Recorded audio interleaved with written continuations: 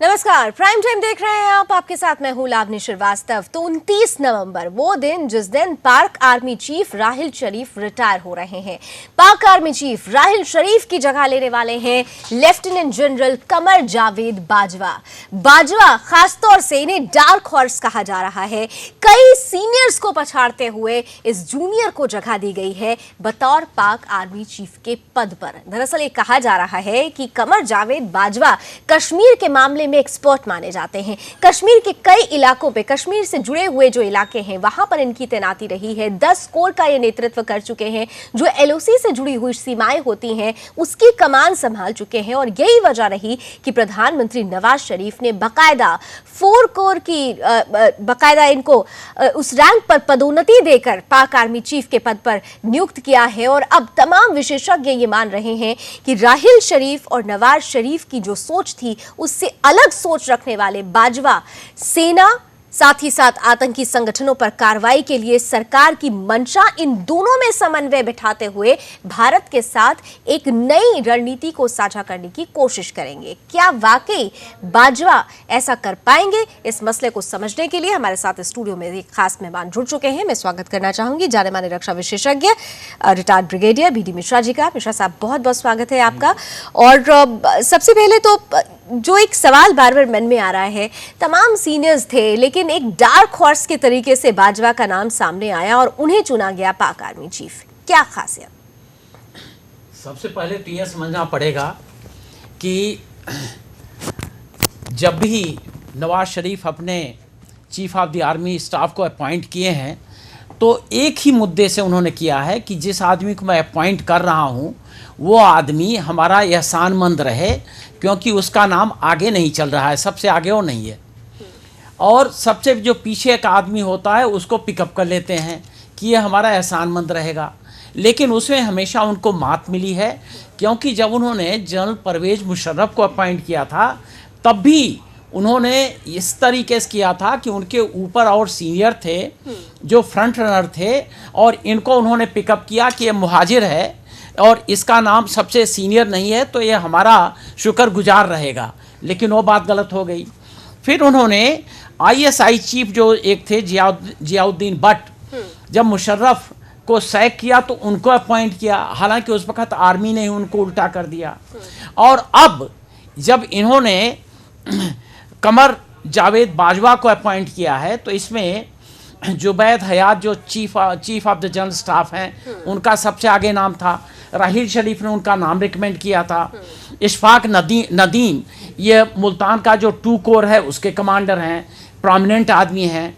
और जावेद इकबाल रामदेव, हालांकि उनका नाम है रामदेव और उनके जो पूर्वज थे वो रामदेव थे और इसलिए अब भी वो रामदेव करते, अब उन्होंने बिगाड़ दिया है। खैर, और वो बहावलपुर कोर के कोर कमांडर हैं।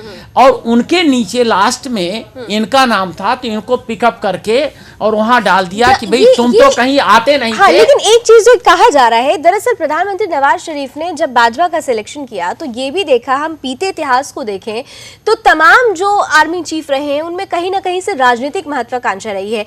बाजवा के लिए कहा जाता है कि वो राजनीतिक महत्वाकांक्षा नहीं रखते हैं, वो बहुत ज्यादा चर्चाओं में रहना पसंद नहीं करते, वो सैनिकों और सेना से जुड़े हुए ज्यादा पसंद करते हैं।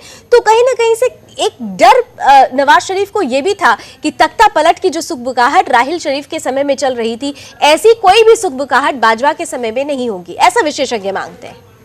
विशेषज्ञ कुछ भी कहें, मैं आपको 2 एग्जाम्पल देना चाहूंगा जी।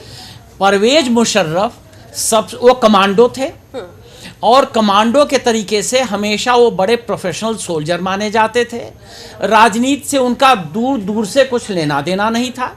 और इसी ग्राउंड पर कि वो मुहाजिर हैं, पंजाबी नहीं हैं। दूसरा, वो इस ग्रुप में नहीं है जहां पर कि 6 बार नमाज पढ़ने वाले लोग हैं। वो सिगरेट पीते हैं, कुत्ता पालते हैं, और इस ग्राउंड पर उनको पिकअप किया था। एक उसी तरीके से जुल्फिकार अली भुट्टो ने जियाउल हक को पिकअप किया था और वही ये समझा था कि इनका दूर दूर से, वो जियाउल हक तो यहाँ के पढ़े हुए हैं दिल्ली के, और यहाँ के, और उनका दूर दूर तक जलंधर के रहने वाले थे, उनके परिवार जलंधर में रहता था। तो उनका भी यही था कि दूर दूर तक उनका कोई राजनीति से लेना देना नहीं था। लेकिन मैं बताना चाहता हूं कि लेकिन पाकिस्तान के आर्मी के चीफ में और आर्मी में पॉलिटिक्स उनके यहाँ बहुत डीप घर कर गई है। जो भी वहां फौज में होता है वही समझता है कि अगर पाकिस्तान पर हुकूमत करने का अधिकार 90% किसी को है तो आर्मी सेना को है। बिल्कुल, सेना तो पूरी सरकार को ही और मैं ये भी बताना चाहूंगा कि ये जो माइंड सेट है वो जो इतने भी कोर कमांडर हैं वहां पर सब अपॉलिटिकल रहते हैं, लेकिन कोर कमांडर के बाद जब वो chief of the army staff बनते हैं तो कहते हैं ख्वाहिश है कि हम भी यहाँ के हम हुक्मरान बने, हुकूमत पे बिल्कुल हम हुकूमत करें। तो ऐसे में अब सबकी नजरें भारत को लेकर उनके संबंध कैसे रहेंगे? क्योंकि बाजवा के आने के बाद से जैसे कि लोग कह रहे हैं, आपसे भी मैं ये समझना चाहूंगी कि कश्मीर के मामले में काफी एक्सपर्ट माना जाता है इन्हें, और राहिल शरीफ के समय पे हम देख रहे हैं कि कश्मीर सबसे ज्यादा शांत रहा है, सबसे ज्यादा एलओसी का उल्लंघन हो रहा है, सीजफायर का उल्लंघन हो रहा है एलओसी पे। तो बाजवा के आने के बाद भारत की दृष्टि से बाजवा को कैसे लिया जाना चाहिए? क्या असर पड़ेगा? देखिए, आप पाकिस्तान के किसी भी जनरल से ये उम्मीद नहीं करें कि वो हिंदुस्तान के साथ वही व्यवहार करेगा जो कि दो मिलिट्री जनरल्स करते हैं आपस में, प्रोफेशनल। वहां पर जब आदमी पाकिस्तान में chief of the army staff बनता है तो उसको जो दो उसके बैकग्राउंड के कंपेलिंग फैक्टर्स हैं वो उसको मजबूर करते हैं। पहला तो ये कि वहाँ हर एक आदमी जो कमीशन ऑफिसर बनता है वो यह शपथ लेता है कि मैं अपने आर्मी करियर को तब तक मैं नहीं समझूंगा कि ये हमारा आर्मी करियर ठीक हुआ है या सक्सेसफुल है जब तक मैं भारत के 2 टुकड़े न कर दूं। पहला तो शपथ लेता है, और दूसरा उनके यहाँ जो काफिर की डिफिनीशन है उसमें भारत टोटल फिट होता है। तो ये जो दो उनके हैंडीकैप हैं, इन दोनों हैंडीकैप से लोग स्टार्ट करते हैं। लेकिन एक स्टेटमेंट मैं अभी कहीं पढ़ रही थी कि कमर जावेद बाजवा ने कहा कि दरअसल पाकिस्तान की प्रॉब्लम भारत नहीं है, पाकिस्तान की प्रॉब्लम उसका अतिवाद है। तो अगर कोई ऐसे स्टेटमेंट दे रहा है, ऐसा माइंडसेट वाला व्यक्ति है, तो क्या उसे इसी तरह से लिया जाए कि आने वाले वक्त में वो भी भारत के लिए जरूरत से ज्यादा मुसीबत खड़ी करेगा, जैसा कि राहिल शरीफ ने किया? देखिए, मैं आपको ये बताना चाहता हूँ कि ये 71 वार के बाद की कमीशन है इनकी जी, और 71 वार के बाद जितने भी वहाँ के आर्मी ऑफिसर हैं सबको ये पढ़ाया जाता है कि तुम्हारा जो पाकिस्तान था जिसको कायदे आजम मोहम्मद अली जिन्ना ने बनाया था उसका आधा हिस्सा गया है तो ये भारत के आर्मी की वजह से और भारत की वजह से गया है, और ये इनके दिमाग में बिल्कुल रहम कर दिया जाता है। तो मैं ये कहता हूँ कि ये 1982 कमीशन के हैं जी, और इसके लिए इनके दिमाग में भी यह बात है। तो मुझे कोई उम्मीद नहीं है कि भारत के और पाकिस्तान के रिश्ते एक नई ट्रैक पकड़ेंगे, नई दिशा में जाएंगे। ये वही चीज़ करेंगे जो होती रही है। एक बात जरूर है कि शायद यह समझें कि एक जो फजूल खर्ची वाला और जो एक फजूल वाली बात है कि आप इंडिया को पिन प्रेक देते रहें, शायद यह समझें कि इंडिया एक मजबूत देश है, यहाँ की रवायती फौज की ताकत बहुत बड़ी है, यहाँ पर न्यूक्लियर वेपन्स भी हैं, यहाँ की स्ट्रांग लीडरशिप है। तो इसके मायने होते हैं कि हम एक ऐसा रिलेशनशिप रखें जिसमें कि पाकिस्तान फौज की एक अहमियत भी बनी रहे और उनको रोज पिटाई न हो, ये शायद करेंगे। ऐसे में लेकिन एक सवाल ये भी है, जिस तरह से हम देखते हैं राहिल शरीफ ने लगातार जो स्ट्रैटेजी अपनाई थी, वो लगातार भारत जो एलओसी से सटे हुए जो इलाके थे वहां पर अशांत करने की तमाम कोशिशें पाकिस्तान करता रहा। आर्मी चीफ की तरफ से एक के बाद एक न्यूक्लियर अटैक्स के भी जो स्टेटमेंट आते रहे, बिना सोचे समझे सिर्फ गीदड़ भपकी वाली जो स्थिति राहिल शरीफ के समय में थी, क्या बाजवा के समय में भी ऐसी स्थिति पैदा करने की कोशिश की जाएगी? ये कहा जाता है कि बाजवा काफी ट्रेनिंग सेंटर्स से जुड़े हुए हैं, वो इस तरीके की फिजूल बातों पे ध्यान नहीं देते, लेकिन क्या ऐसी स्थिति बन सकती है? आप ये बात नहीं कह सकती हैं कि एक जो पहले कोर कमांडर है, कोर कमांडर वहाँ पर प्रोमिनेंट आदमी होता है, लेकिन कोर कमांडर आर्मी चीफ के नीचे काम करता है। जब कोर कमांडर खुद आर्मी चीफ हो जाएगा और उसको ये बताया जाएगा कि इंडिया, सऊदी अरेबिया और अमेरिका, इनके पॉलिटिकल, इनके एडमिनिस्ट्रेटिव, इनके फॉरेन पॉलिसी के जितने भी मुद्दे हैं सब उसको अप्रूव करना है, तब प्राइम मिनिस्टर उसके बारे में बोलेगा, तो इनकी नज़रिया अलग होगी। इनको एक बैलेंस करने की एक ख्वाहिश होगी कि मैं बैलेंस करूं कि हमारी आर्मी चीफ की इमेज भी पाकिस्तान में ऊपर बनी रहे, एक, और दूसरा ये भी ये करना चाहेंगे कि शायद पूरे विश्व में जो पाकिस्तान के आर्मी की एक छवि है या जो कि उसकी एक खराब छवि है, उसमें कहीं ना कहीं कुछ इम्प्रूवमेंट हो, तो ये बैलेंस करने की कोशिश करेंगे। हालांकि लेकिन इम्प्रूवमेंट होगा कैसे, क्योंकि वहां तो जो वहां एक तरीके से आर्मियों की साठगांठ तो आईएसआई के साथ भी है, वहां पे आतंकवादी संगठन भी एक्टिव है। आईएसआई आर्मी के आईएसआई तो आर्मी के नीचे ही काम करती है। लेकिन और आईएसआई, और मैं आपको एक बात और बता दूं कि वहां पर पहले आर्मी चीफ यह भी किया करते थे कि जब बेनजीर भुट्टो वहां की प्राइम मिनिस्टर बनी तो उनको कहा गया कि चलिए आपको न्यूक्लियर वेपन दिखाते हैं, तो लकड़ी का एक जो मॉडल था पेंट किया हुआ उसी को दिखा दिया कि यह न्यूक्लियर वेपन है। तो वहां पर ये लोग करते हैं, लेकिन नवाज शरीफ आज के दिन में इतने प्रेशर में है वहां पर, उनके ऊपर जो कादरी और जो इसका इमरान खान का प्रेशर है, शायद इनके आने से कुछ कम हो, यह बात एक हो सकती है। चलिए, लेकिन बाकी चीजों पर मैं ये नहीं समझता हूं कि भारत को यह समझना चाहिए कि अब पाकिस्तान में एक ऐसा आर्मी चीफ आया है जो अपनी रियलिटीज को समझेगा, भारत की ताकत को समझेगा और कुछ ऐसा मिस एडवेंचर नहीं करेगा। बिल्कुल, क्योंकि हमको तैयार रहना है, स्थिति परिस्थिति तैयार रहना है, छोटे से ब्रेक के लिए कहा जा रहा है, तैयार रहना है जैसा हम राहिल शरीफ के टाइम पर तैयार थे। बिल्कुल, हम हल्के में नहीं ले सकते, क्योंकि वहां की सोच ही जिस तरीके से भारत विरोधी रही है। आर्मी चीफ के पद पर चाहे कोई भी पहुंचे, उसकी अपनी इंडिपेंडेंट सोच वहां पर पहुंचने पे खत्म हो जाती है, भारत विरोधी सोच हावी हो जाती है। इसलिए हमें भी तैयार रहने की जरूरत है। एक छोटा सा ब्रेक के उस पार भी कुछ और पहलू आपके लिए।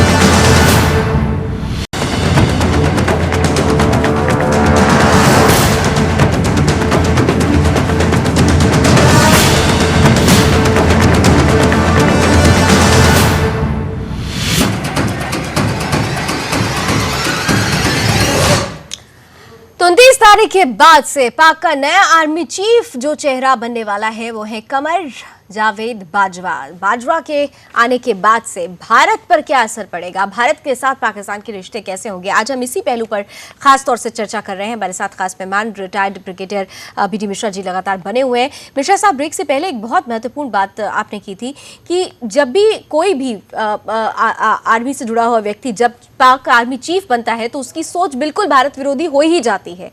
अगर वो पॉलिटिकल नहीं भी है तो भी वो पॉलिटिकल हो जाती है, वो इच्छा जाग जाती है। ऐसे में एक और महत्वपूर्ण सवाल है, हमने राहिल शरीफ के टाइम पर देखा था, नवाज शरीफ और राहिल शरीफ की राहें अलग अलग हुआ करती थी, दोनों के सुर आपस में मिलते नहीं थे और कई बार ऐसी परिस्थितियां बनी भी। क्या बाजवा के केस में भी ऐसा होगा? आप कह रही हैं कि नवाज शरीफ और राहिल शरीफ की राहें अलग अलग थीं। राहिल माने ही होता है रास्ता दिखाने वाला, तो नवाज शरीफ को रास्ता दिखा रहे थे। लेकिन मैं कहना यह चाहता हूं कि वो दोनों अलग अलग बातें हैं, क्योंकि आर्मी वहां पर इतनी हॉबी है कि वो अपना कंट्रोल सिविलियन गवर्नमेंट पर नहीं छोड़ना चाहती हैं। और एक चीज़ मैं और बताना चाहता हूं, हमारे जो पिछले सेनाध्यक्ष थे जनरल विक्रम सिंह, वो बड़े ही डेकोरेटेड सोल्जर थे और वो यूनाइटेड नेशंस के जो फोर्स थी कांगो में उसके डिविजनल कमांडर थे। और उस दौरान ये जो ये कमर जावेद बाजवा हैं, उनके नीचे ब्रिगेड कमांडर थे। उनका तबसरा आया इनके बारे में कि इंटरनेशनल एनवायरनमेंट में, उन्होंने वर्ड इस्तेमाल किया, इंटरनेशनल एनवायरनमेंट में जो बाजवा हैं इनकी outstanding performance, outstanding professional soldier थे। लेकिन वो इंटरनेशनल एनवायरनमेंट में, जब ये पाकिस्तान और इंडिया के एनवायरनमेंट में आते हैं तब वो बदली हो जाता है।